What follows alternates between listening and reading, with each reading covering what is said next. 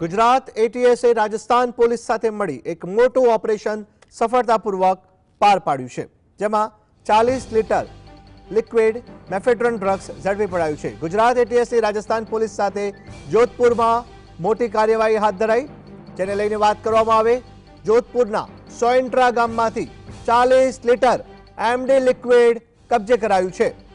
ગુજરાત એટીએસની રાજસ્થાન પોલીસની સાથે જોધપુરમાં આ મોટી કાર્યવાહી કરવામાં આવી છે।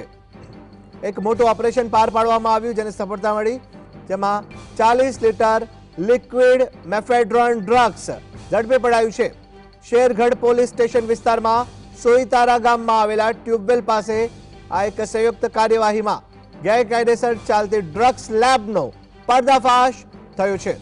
ગુજરાત એટીએસે આરોપીને ઝડપી કરેલી કાર્યવાહીમાં મોટા નેટવર્કનું પગેરું હાથ લાગ્યું છે, જે બાદ રાજસ્થાન પોલીસની મદદ લઈ જોધપુર પાસેથી લિક્વિડ મેફેડ્રોન ડ્રગ્સનો 40 લીટરનો મોટો જથ્થો ઝડપી પાડવામાં આવ્યો છે, જેની કિંમત અંદાજિત 2 કરોડ રૂપિયા આંકવામાં આવી રહી છે।